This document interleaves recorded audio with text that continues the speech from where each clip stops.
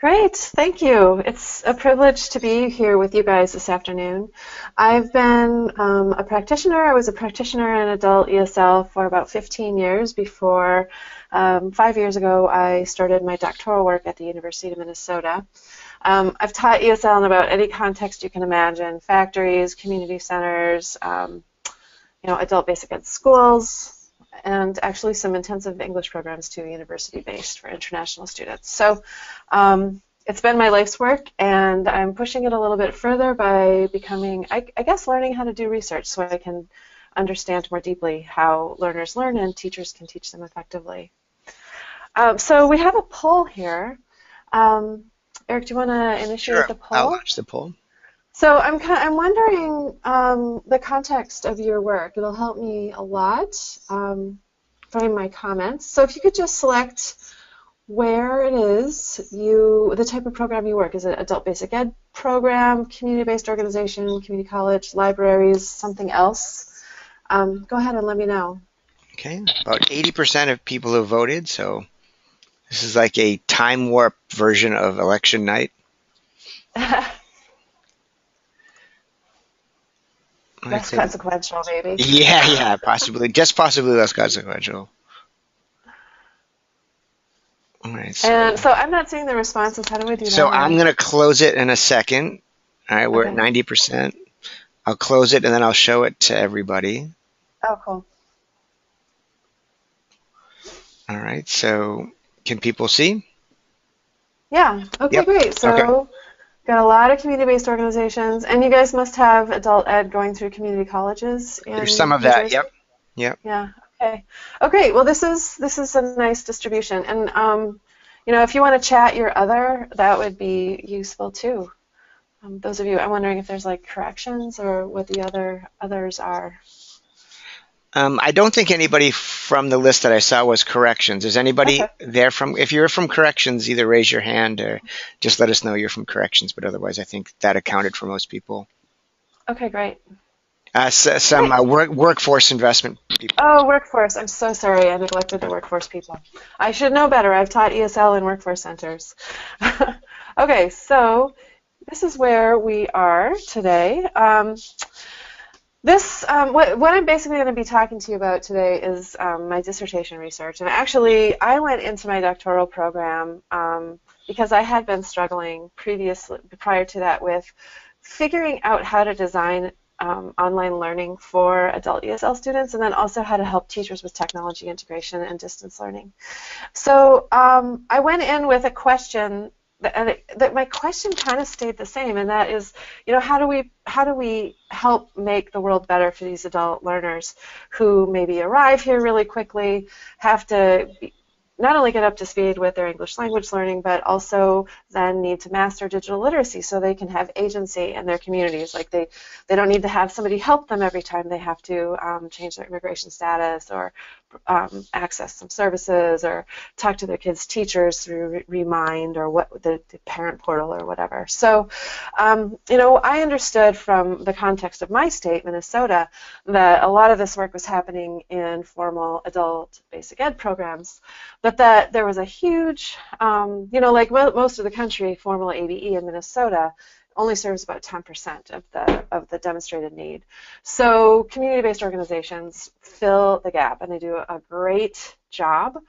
But because of the structure of our funding in Minnesota, tend to have fewer trained teachers and less money to do the work. So it's a hugely problematic scenario for adult basic ed, for adult English language learners who are going into these CBOs. So this is the series of studies that have informed my comments. The first is a pilot study that I conducted a couple years ago. I spent several months as a participant observer, helping out and observing in a community-based organization with a workforce development focus. I was in their computer labs several afternoons a week and observed. Basically did a case study, observing the instruction, interacting with the learners, and interviewing the learners.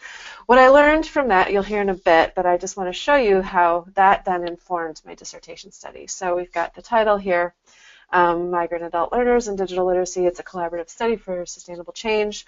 It's essentially what's considered an alternative dissertation, where I'm taking 3 discrete studies and then unifying them with observations in a final chapter. The first one is a case study to see if the observations I made from my pilot study were shared by the AmeriCorps members that I was working to support in the environments. Oh yeah, I should mention, most of the community-based organizations here have a lot of support from AmeriCorps, and either or just volunteer tutors in their computer labs. The second study is around the language of digital literacy, vocabulary, academic language, basically what it takes to succeed in these digital literacy classes, and then to be able to set yourself up for future learning of computer skills. And then the final one is, it was an iterative design study where we actually built an intervention. So those are the 4 studies. And I can answer any more questions about the actual research later, but from here on out, this is going to be mostly non-researchery, which I think is more useful for you. So this is my beloved city of Minneapolis, and we have a huge community of Somali immigrants and refugees living here, among communities of Hispanics and Hmong and Ethiopian and Liberian. The Somali community is probably the biggest immigrant group right now. And what happens a lot of times is they'll go into community-based organizations for skills training, in this case computer skills training, and be met by an AmeriCorps member or volunteer who will try to help them. Many times these learners, I learned from my study, are privileging digital literacy over English language learning, because they see that digital literacy is sort of a tool that then they can leverage to do other things, like learn English or prepare for their GED, and prepare for college or a better job, and that somehow digital literacy, or using a computer, is a connection to an imagined community of technologically proficient digital citizen in the future. So the stakes are really high in these CBOs and with these AmeriCorps members to support these learners as they're coming into their classrooms. What I noticed in my pilot study was that there were a lot of problems with the instruction. Remember, these were untrained novice teachers working in what I think is arguably one of the most challenging instructional situations possible, where you have this range of learners. Some were born in the U.S., many were immigrants. Some of the Somali grandmas that came in were literally just becoming literate in any language for the first time. So I kind of understand that within that context, the core members that I observed were still trying to do teacher-centered cohort-based instruction, and we're trying to link to learning materials online through really text-heavy, cluttered websites. This is not the website from the organization. I found something that was because I'm trying to protect the anonymity of the organization, but what the learners were working with looked a lot like this. A few other things I noticed was that the instruction was reliant on some fairly high English literacy. The instruction was based on PDFs that were either posted online or handed out with lots of text descriptions, not that many pictures. So the teacher would stand at the front of the classroom and click through this, and then the learners were supposed to sit at their computers and click through simultaneously. Sometimes the learners were allowed to do some independent work and were sent to resources that, for people who were not new to our community, might not have trouble with. But for example, this mousing exercise is called Stickman, and I had a number of situations where the learners would sit down to try to do this, and they didn't know what a Stickman was. The whole thing is based on using drawing to respond to cues that then get animated, and it was really problematic for learners. Jen, can you go? Pause, Eric. I'm hearing some feedback, and I'm just wondering if everybody else is too. I'm not, but I will change my just in case it's me. Can you go back a previous slide? Yeah. One of the things that strikes me here is that the images even that they're using are completely decontextualized from the rest of like the screen that they would be looking at, right? So Yeah, it's it would true. even be one thing to kind of write, well, here's the navigation bar or here's the menu bar, and let's walk through the menu bar. But to take these little teeny screenshots without a way to orient yourself, on the page that you might be looking at, by the time you figured out where that is, the rest of the conversation is already gone, right? If you're lucky Yeah. enough to kind of figure out where it is. Never mind the fact that different operating systems might put it in different places. Yeah, and that's exactly what I observed. Learners were just struggling from the very first minutes of the presentations, and I should call these presentations. It wasn't really interactive learning at all. Right. So yeah, that was very problematic.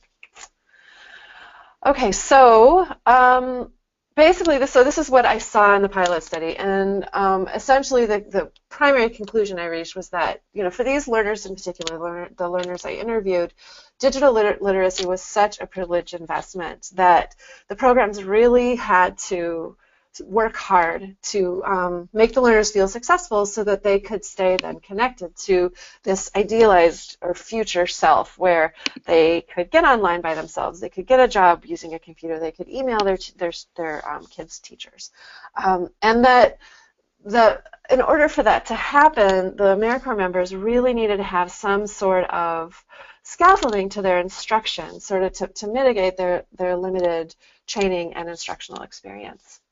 And so just as an aside, I want you to share with you this screenshot here of this diagram. This is based on some work that Steve Reeder and Heidi Silver-Pakia did in 2008, where they had a study that was more of actually a literature review, where they were trying to survey prior published literature to define the minimal skills required for success in online learning. And what they found is that most of the research shows anyone, like if you take the research as a whole, anyone can learn online if you have equitable distribution amongst these three things. So you take into account the learner's skills, the support available, and then the technology demands of the task. So where one of these things falls short, the others need to compensate. And in the case of this pilot study, what I saw is that the learners had really low skills, the technology demands were really high, and the support available was quite low when it should have been even higher. And so this is what has led me into my dissertation study. So what I'm wondering is, if you have this scenario where your learners have really, you feel your learners have really challenging technology demands in their learning, and maybe their skills are low. What do you do as a teacher, or what do you do as a program administrator to overcome some of these similar challenges? If this is resonating with you, I'd love to hear some of the things you've been doing. And so you could either raise your hand and I can unmute you, or again, you can use that question area to share your thoughts, insights, questions, and experiences. I mean, I think certainly trying to drill down on some of the specificity of what the issues are is really, really important so that we move away from kind of these global statements about, they're not good with computers, right? Or they're not good with digital resources, because that doesn't really tell us much about what's going on, right? So I think looking at the computer skills, looking at the literacy skills, looking at the language skills, and even the cultural background, I think is the cultural knowledge is really, really important. I have a colleague, Kristen Perry, that does a lot of work, for example, with Sudanese people around the issue of different genres, right, and different text genres, and people not really understanding what different types of texts do, in their lives. So, and online, that's the case too. That every form, every document is not the same, and they serve different purposes, and you have to understand what each one of those documents is doing. So an online job application is not the same thing as an application for social service support, and it's not the same as sending a text message or an email. Yeah. All of them have very specific demands. Yeah, I think it's also worth mentioning here too that I think the gold standard in getting somebody to build their digital literacy skills is probably not having them go to a computer lab to learn how to use a computer. You know, I think most research, a lot of research I've read and my personal experience, and you know, show that it's better to embed these skills in the instruction of whatever else there is they are learning, and that's very much what happens in a more formal settings in Minnesota anyway. So it's, you know, how do we in these situations where there isn't formal programming with trained teachers who, and the learners themselves think that they just need computer skills, Right. maybe decontextualized computer skills, like how do we work with that, and how do we create some resources to make it more possible for them to actually learn skills that can become transferable later. Right. Right. I mean, much of the research shows that people would rather learn technical things from a family member or a friend, right, rather than in a formal setting. And so I think that's a question of how you get the resources out there so that people can, you know, share the information that they have. Right. Okay. So let me move forward just to tell you a little bit about the dissertation study. This study was with AmeriCorps members. I had 4 sites who volunteered within this larger AmeriCorps program, and they taught learners in different contexts. So 3 of them were community-based organizations. One was a library. The library had fewer English language learners than the other 2, and one of the other 2 had really high level. They got transitions funding from the state of Minnesota, so their learners tended to be higher level. So 2 of them had really low level, low literate English language learners, and they were trying to get them to use develop digital literacy skills. The reason for their focus is that they were part of an AmeriCorps member that focused on digital equity. So, and technology and empowerment are actually words in their program title. So that's why they do digital literacy skills in community-based organizations. So over several months, I conducted numerous classroom observations, looked at their materials, had lots of focus groups, and the ultimate goal and their reason for signing on was that they themselves wanted to create a resource that would help them with their instruction so that learners could have the capacity to make better use of their class time, but then also engage in independent learning outside of class. So I'm going to show you a few slides of where these participants were starting. Oh, here I go. I forgot to mask St. Paul Public Library, but that's okay. And this is a fake email address. Don't worry about that. These learners were usually following instruction that was projected at the front of the screen and embedded on Word documents on their computers where they were working. So this was definitely cohort-based instruction, and it was based on a series of Word docs that was just banked on the desktop of the computers in the lab. The second scenario was a core member who based his instruction on a series of websites. So not unlike the pilot study, PowerPoints. So these PowerPoints were more effective than in what I saw in the pilot study, in that they were highly visual, a little bit of text. You can see this is Somali here on the page, so he tried to integrate home language as much as possible. But again, cohort-based, and this is the scenario, this one especially, where he would have learners coming in, never the same learners each day, never the same learners coming up for the same duration of time each day. I mean, and this was in a community center that was host to a lot of Somali community members, so people were coming and going to pray or whatever it was they had to do. So a highly chaotic environment for cohort-based instruction. It just wasn't working. This is familiar. You've seen this. This is the very cluttered homepage of one of the sites. And the digital literacy instruction was launched from this site in this program. And then I had one volunteer who was actually using Weebly already, but using it for only cohort-based instruction, and the core member would use this site, change the links in this site daily so that the students only had access to 3 or 4 things that would change every day. This one did tend to have tighter cohorts, so she did tend to see the same learners over time. Do you want to take a second to explain Weebly, just in case everybody doesn't know what Weebly is? Sure. Weebly is a free website authoring tool. It's based on templates. So you go into Weebly, you make an account, you choose a template, and you can pretty easily design a website without any coding whatsoever. You don't have to know HTML or Java or CSS or whatever. You don't. It's pretty straightforward, and actually the learning curve for Weebly is lower than the learning curve for almost any other web authoring tool that I've seen.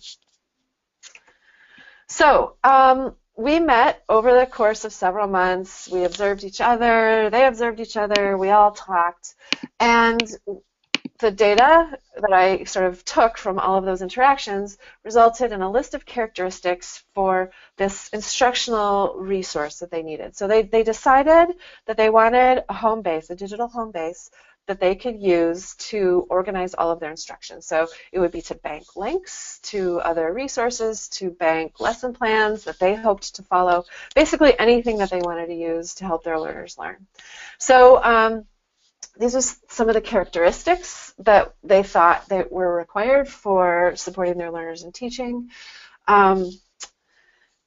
And then these are some of the actual design characteristics that came out. This is probably similar to some of the stuff that you've hoped if you've done any design on your own. Basically, they needed something that was really easy to design, that didn't require any custom coding, that was possible, easy to edit, had really clear user support, no ads. Basically, they needed to limit the text and make it really easy for them to design and edit.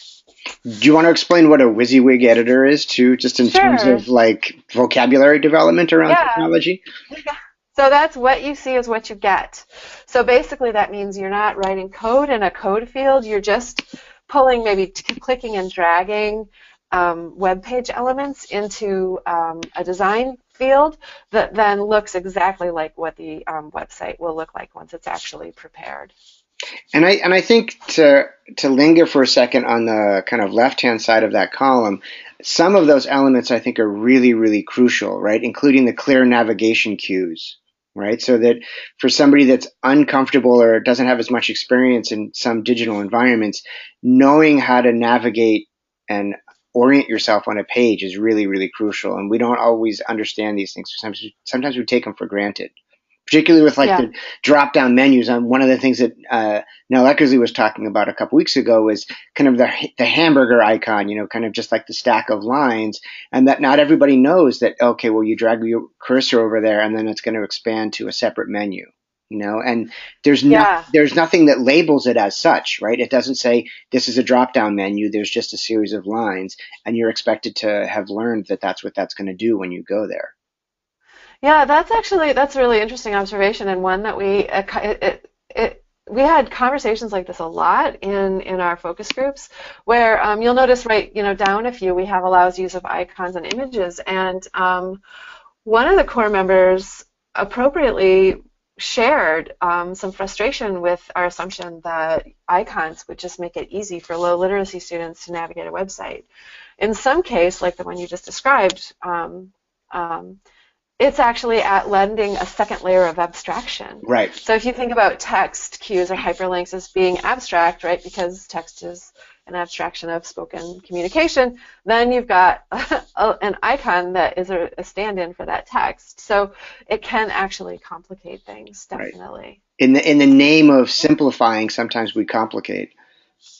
Yep, that is true. So we basically that was a dance for us in the whole design phase, in that third study, where when we were picking our icons, we were really trying to make sure that the icons chosen represented the instruction that was happening in the classroom, so that learners could build that connection of meaning to the symbol or the icon really quickly. Mm-hmm.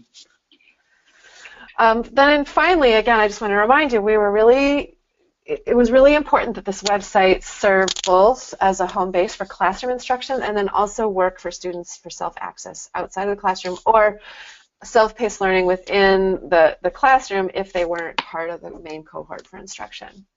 And to do that, the core members decided they needed whatever we designed to have these elements. So definitely a section that would have links to resources, another section on vocabulary alone, a teacher's corner where they could bank lesson plans or other content, instructional stuff to help them, classroom resources that might change often, and they could use to support one of those lesson plans. And then they really wanted a lot of affective support for the learners within the environment. And one of the ways they wanted to do that was to have a page that would just hopefully get the learners coming back just to see if the page had changed. And so just like a just for fun page. And this is, I think, why the back end is really important, right? To make it easy for teachers and other people to contribute things, right? So that you want the Absolutely. infrastructure of the site to be such that people can easily contribute and, yeah, not have to have a degree in coding to upload a lesson plan that they want to Yeah, share. it was really, really critical. I mean, I think maybe some of you listening out there will understand that there's this high turnover, especially of facilitators of learning, especially if you're working in a library or community-based organization, where materials and resources tend to just get banked, and people just draw on whatever the person before them was using. And so if a web tool, we didn't want this web tool to turn into just another banked resource that would be disconnected from context, or it's like the audience for which it was created. So it was really important for us that people could edit it easily and that they could teach themselves how to edit really easily so that they would continue to use it over time.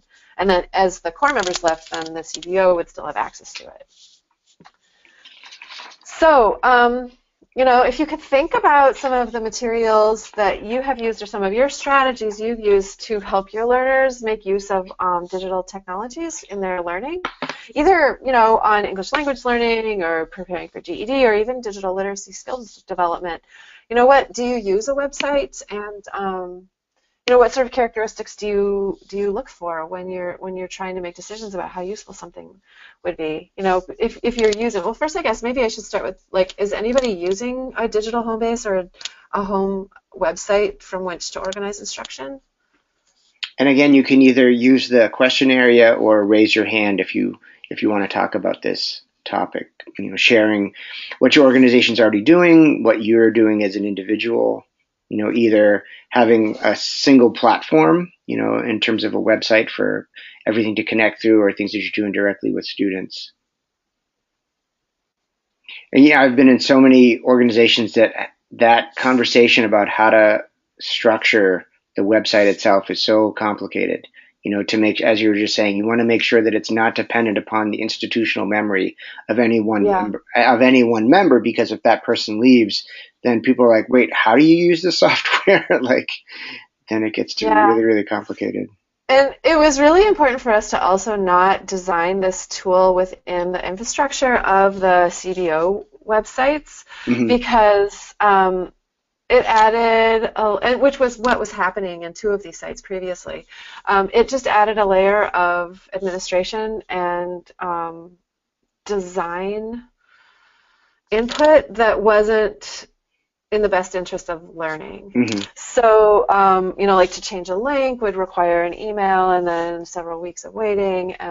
Right. Often certain types of things were not allowed to be linked to on websites. And so it was really important for us to come up with something that was independent of the organization. As Betty mentions that they use USA Learns as a way of supporting learners. That's something that a lot of people use. Yeah, I like USA Learns. Actually, there are a lot of the design characteristics that came up as important in my data that are shared by USA Learns. When they first started, they were ad-free, and it was only very recently that they started with some minimal, low impact ads in order to keep paying for the site. But for the most part, those pages are really they're uncluttered and the navigation is clear, and it's an admirable website to try to use as a model for design, I think. And then Phyllis notes gcflearnfree.org. Yeah, that's great too. Yeah.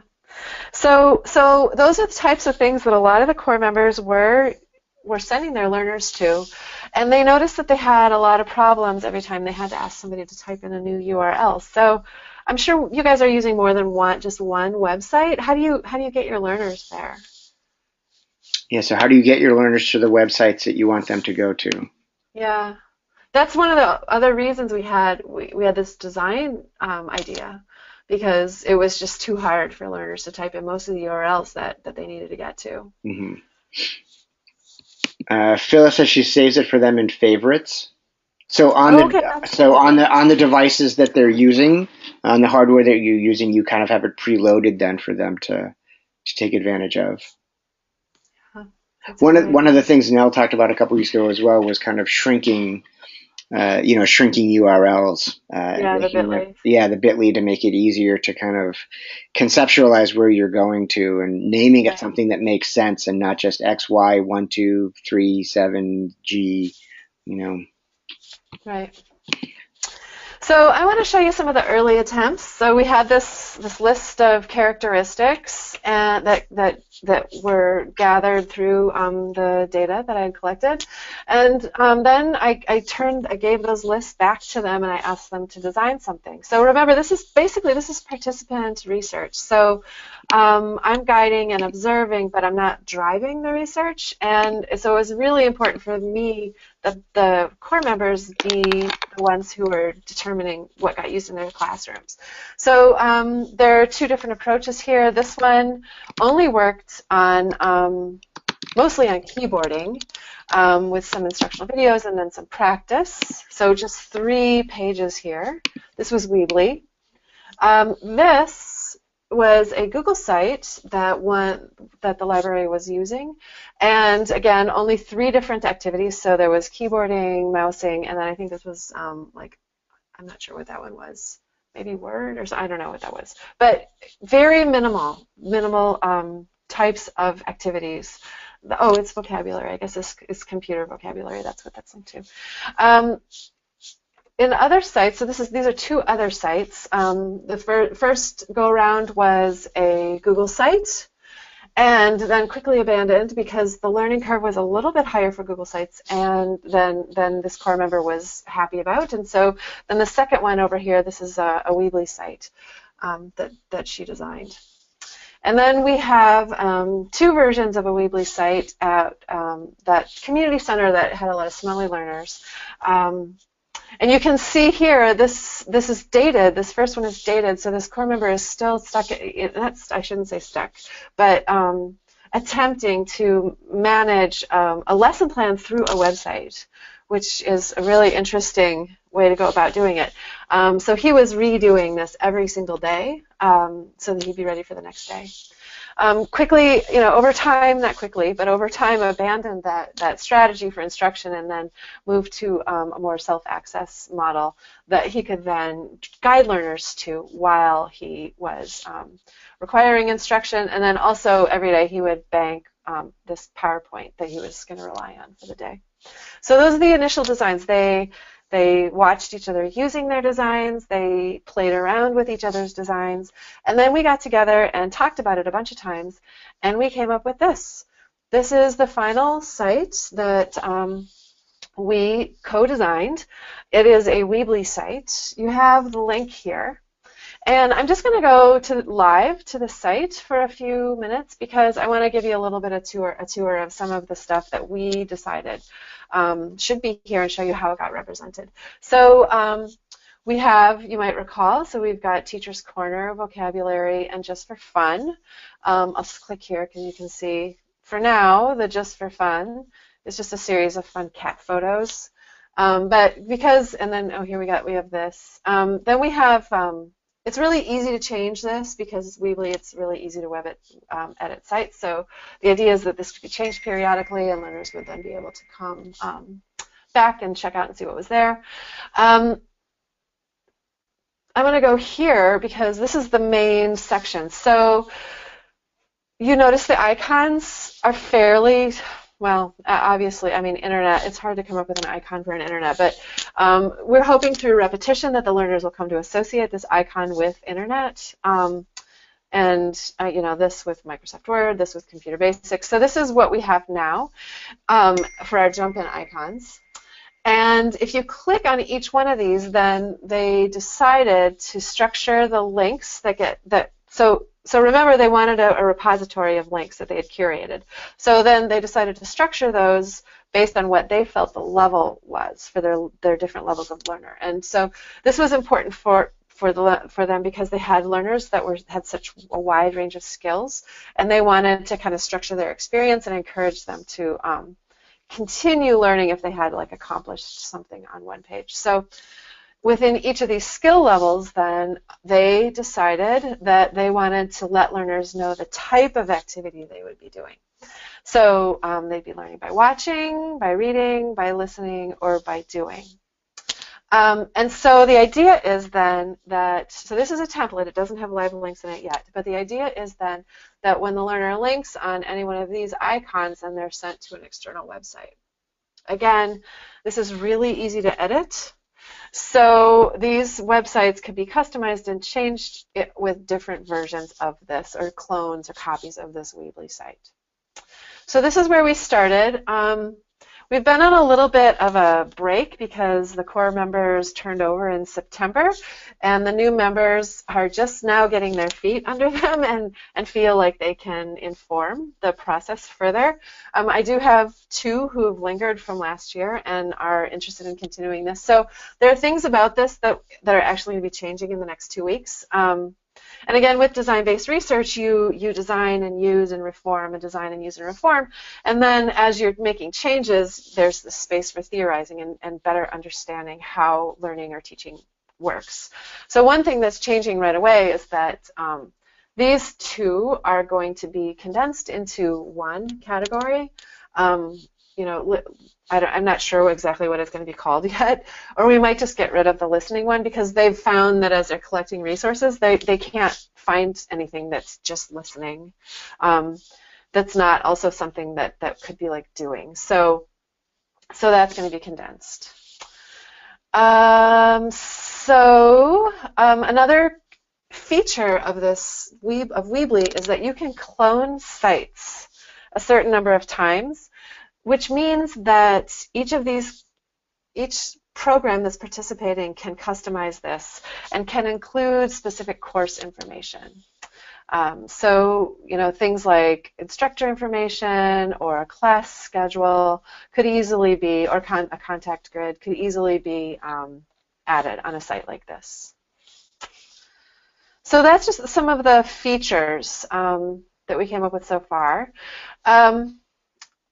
I want to just talk for a minute about resources. So essentially the Weebly site is a place from which to link to other things. And I would say that one of the most important parts of the project has been, and Eric, I'm just you're seeing my screen, right, still when I change? Yeah. And also remind people that we're going to send out a PDF of the PowerPoint, so you don't have to quickly write down all these addresses. You'll be able to get these addresses on a PDF of the PowerPoint. Yeah, and so I've set up all of these Google resources as a view without logging in, so you can easily have access to this. I mean, you might as well take advantage of the work that we've done. So these are some of the key resources that we've referred to or they've linked to most frequently. I thought you might want to see that. Digitallearn.org has really clear layout and video-based instruction. They're sort of like animated, just short explanations for things. It's not highly interactive, but it's a really good place to get overviews of skills. Somebody already mentioned GCF Learn Free, which is linked to quite heavily. And then we have Learning Chocolate, which is a place for people to create their own learning objects and embed them and then share with others. So there's a lot of good vocabulary practice in there. So I encourage you to you can go to this website, which is linked to on the slides, and check out some of these learning resources. And then what we have down here is a developing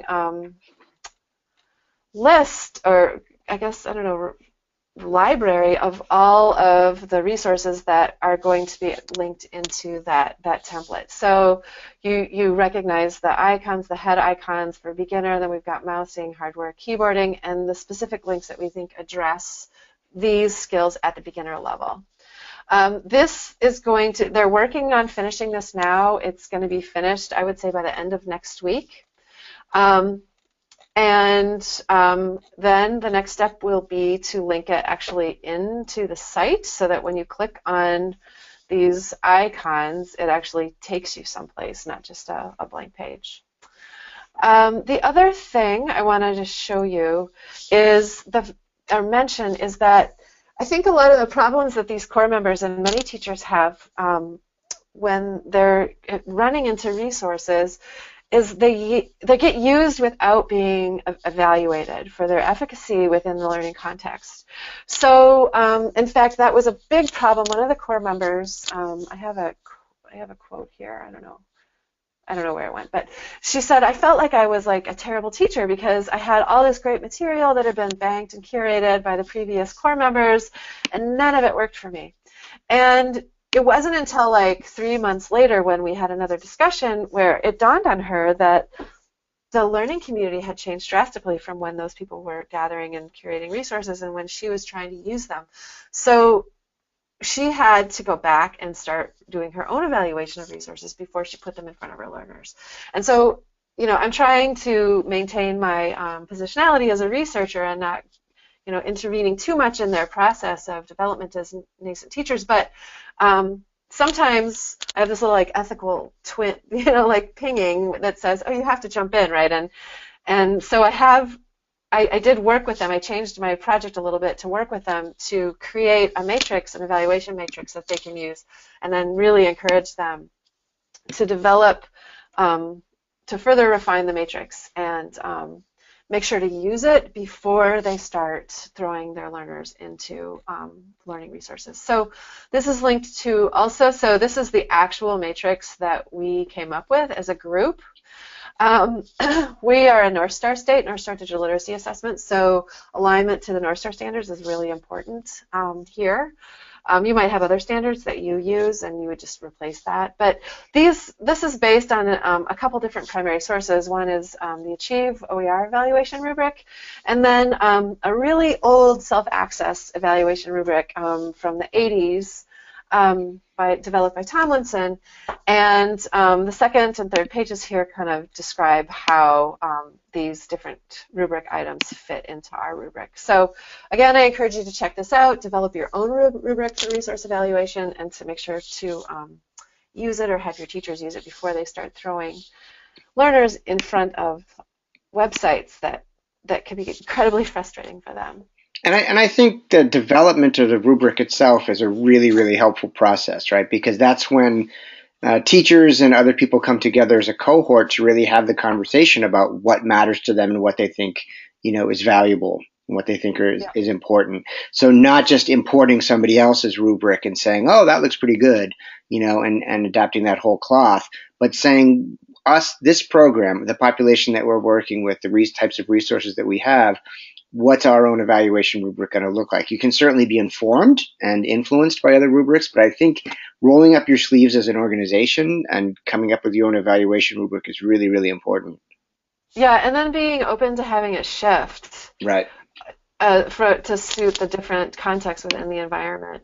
It's interesting that you observed that, Eric, because one of the higher level implications that I'm noticing in this whole study is how educative resource creation is for new teachers, and that they really learn a lot about teaching by having an awareness of what they think a resource is supposed to do and then seeing how their learners react to it. Right. And so they're not only learning about the particular resource, but they're also learning about themselves as teachers and the assumptions that they have, their beliefs, how their prior experience informs their practice, and what their learners can do. So that's one of the bigger findings. It's tentative now because I'm not defending till May, but I think this is one of the important things that I've noticed from this work. All right, so I guess what do you guys do when somebody says, hey, there's this great online resource that you should try with your learners? I mean, what's the reaction? Are you evaluating some way? What do you look for? Where do you find them? And how do you decide if they're going to work for your learners? Sort of the next thing I want you to think about. Yeah, and again, either through the question section or the raising your virtual hand. I think that last question is really, really crucial, right? How do you decide if it's going to work for your learners? In addition to, of course, having to talk to them about it, what's the process look like for you in your programs? Yeah. And I think one of the things that's a real hurdle sometimes in ABE programs or community-based programs, even community college programs that may have multiple sites, is that the teachers and students may not kind of be co-located all the time. So you don't necessarily have that ease of networking or ease of sharing.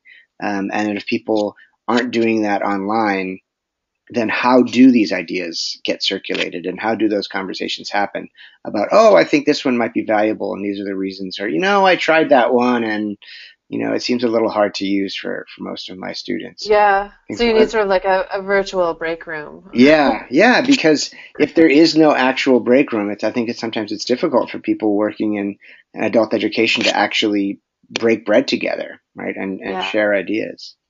That's an interesting observation. I just got done reading an article I found about how teachers come across new ideas, Mm-hmm. and it was a study of, it was post-secondary, but it suggested that teachers prefer to learn from each other than from published reports or research.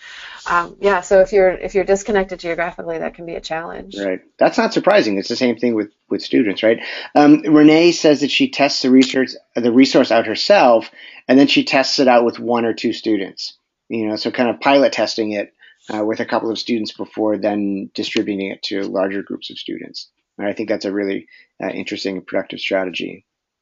Yeah. Are there other things that people do to kind of evaluate resources and get the word out about how valuable they might be? It can be daunting to think about taking the time to using a formal rubric. Yeah. I'm wondering if people kind of have a mental picture of what these ideas would look like. Maybe not a formal rubric, but you probably have something in mind for what's going to suit your learners. Yeah, I think the formal rubric sometimes may feel daunting, and I think that you might not want to go through the process for every single resource that you come across. But I think, again, the idea of using the rubric would be to become comfortable with that type of analysis and evaluation. And so that later on, you may not fill out a form for everything, right? But you're internally asking those questions and analyzing it along those lines. So Yeah. For the first couple weeks, couple months, as you're kind of exploring these digital resources, having that guideline might be really important. And then once you've internalized it, you kind of do it intuitively once you come up Right. with a resource. But I think, again, the process of actually articulating it is really, really important. Right. Yeah, and remember too, these were untrained teachers with their only prior experience was the experience of apprenticeship, right? They were students, and so they think they know how to teach. Right. And so something like relying more heavily on a rubric is one of the ways to scaffold their instruction to mitigate that lack of experience. Right. And I think that can be really helpful in the context of their larger pedagogy, right? So if they understand that in working with adults, they're really trying to orient themselves to adults' real world needs, real world practices, and that they're going to start with where the adults are, instead of saying, all right, well, this class begins now, and the assumption is that you're here, and then that's not going to work. Right. So one of the things that David Rosen and I often talk about is, this whole idea that starting with the technology rather than starting with the problem that you're trying to address. Right. And so then if you start with the technology, then you're kind of forcing the learners to use a technology that may not be effective. Right. As opposed to what's the thing that you're trying to accomplish? Oh, here's a selection of resources that might be helpful for that. Right. Having the need and the content that you have to teach drive the technology choice. Right. So the other big aha in this research is that the core members realized they were teaching language, and it hadn't occurred to them that they were going to be English language teachers when they said they were going to be computer lab facilitators. So a large portion of the study and the data and the way I'm analyzing it is to be able to define the vocabulary or the academic language of digital literacy. This is the last part of the work, and so I don't have much to share, but I will say that a lot of because an outcome measure for these core members in their program is the number of North Star digital literacy assessments that are taken and passed at their sites. They are very assessment focused in their instruction, and so a lot of the basis for their vocabulary that they teach is around what is about how skills are described in North Star. So we came up with a vocabulary section where each page, and you can click on this when you go to the site on your own, each content area has vocabulary words, and then if you hover over it, the text comes up. And we tried to structure it by level, and it's somewhat arbitrary, I have to admit, but this is what they wanted to do, and because they're driving the research, I went with it, and we'll see how actually one thing that would be interesting to measure if I could figure out how to would be to see how people rearrange vocabulary according to level with different uses. So yeah, so the idea then is to make it possible for future core members or just people that work in the CBOs to be able to edit, so it works for their learners. And so that's why we have the instructional resources page. There are not only, so the rubric is benched here, there's PD, short-term, like just-in-time sort of learning that could be put here. Some of it's already there on how to do instruction. And then also one of the goals for this academic year is to come up with instructional materials for actually revising the site. We're going to have an FAQ and some short screencasts that show people how to request a cloned version of the site and then to make it suitable for their audience of learners specifically. So I'm wondering if there's anything I missed, if you've had any questions or thoughts or just things that you know from your own practice and you're drawing from your own expertise on this theme. Right, we're just about at the top of the hours, but we do have time to kind of think about some of these questions or...